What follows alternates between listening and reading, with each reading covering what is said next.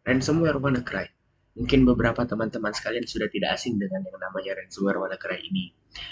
Serangan cyber berskala besar pada Mei tahun 2017 yang menyerang lebih dari 150 negara di dunia.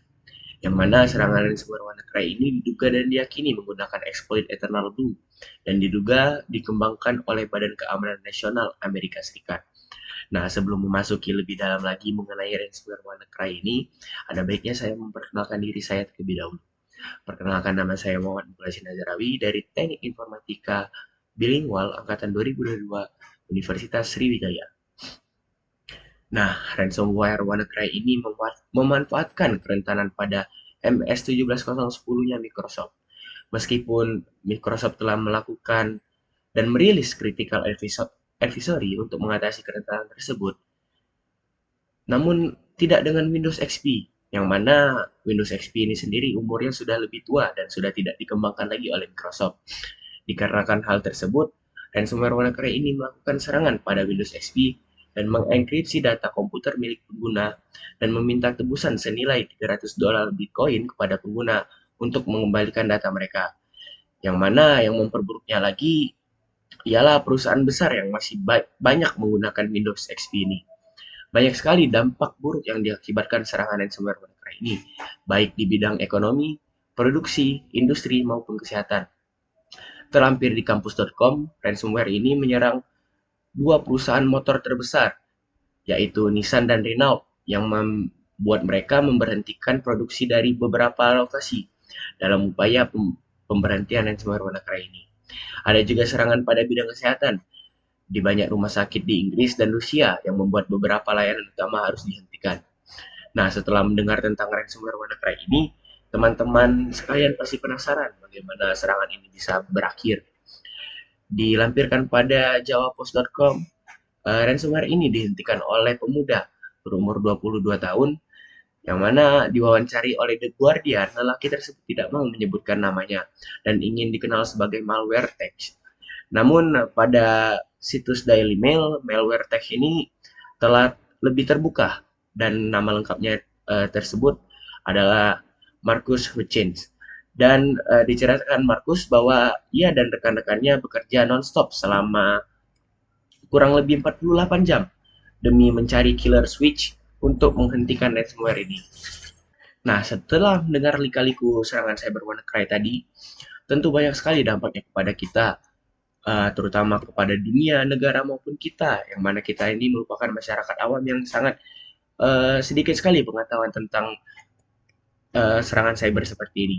Tentunya pada era sekarang di mana banyak sekali kegiatan yang kita lakukan secara digital, data sendiri merupakan hal yang sangat penting bagi kita. Malware ataupun ransomware sangatlah mengancam bagi kita, yang dimana ransomware ini merupakan hasil pencurian dari program exploit Eternal Blue milik Amerika Serikat. Dan beberapa bukti bahwa Amerika Serikat tidak langsung memberikan informasi mengenai ini, secara tidak langsung membuktikan bahwa negara lain sudah banyak sekali menyiapkan malware ataupun ransomware seperti ini, juga tentunya menjadi pelajaran bagi pemerintah Indonesia untuk lebih perhatian terhadap hal ini, yang mana tentunya terhadap keamanan data negara dan keamanan data masyarakat. Kehilangan data rahasia negara merupakan ancaman yang sangat besar bagi negara tersebut dan masyarakatnya tentunya. Kita akan rentan terhadap serangan, baik serangan fisik maupun serangan cyber seperti ini dari pihak-pihak lain.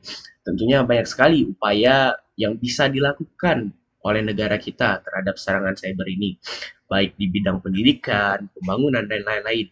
Dan tentunya kita sebagai masyarakat umum juga harus meningkatkan kepedulian kita terhadap hal ini. Dikarenakan negara Indonesia bukanlah apa-apa tanpa rakyatnya. WannaCry harus dipandang sebagai pelajaran sekaligus panggilan untuk membangunkan kita terhadap pentingnya cyber security di era digital ini ke depannya.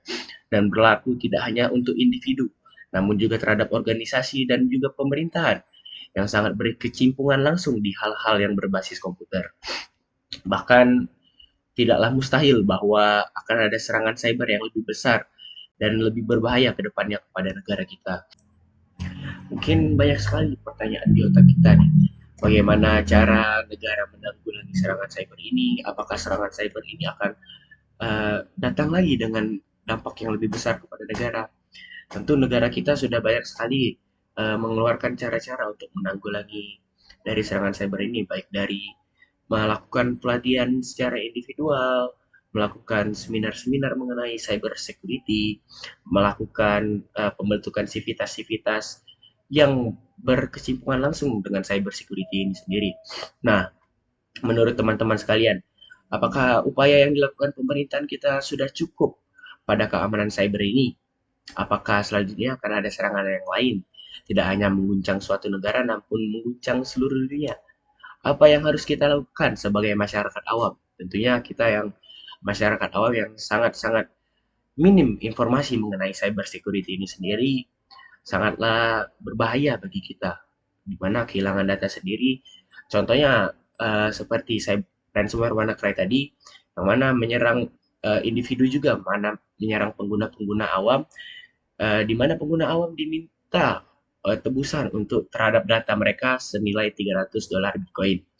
Nah, mungkin menurut saya banyak sekali hal-hal yang harus kita lakukan untuk lebih menanggulangi lagi dan lebih peduli lagi terhadap ransomware WannaCry ini dan dengan serangan cyber selanjutnya.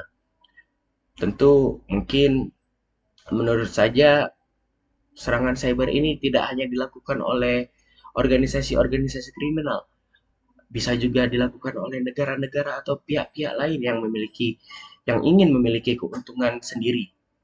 Dan tentunya itu sangat-sangat penting bagi kita untuk lebih memperdulikan itu lagi. Mungkin itu saja sih yang dapat saya bahas tentang ransomware WannaCry ini. Menurut saya berhati-hatilah dalam menggunakan perangkat digital karena kita tidak tahu kapan kita akan diserang dan kita tidak tahu serangan seperti apa selanjutnya nanti.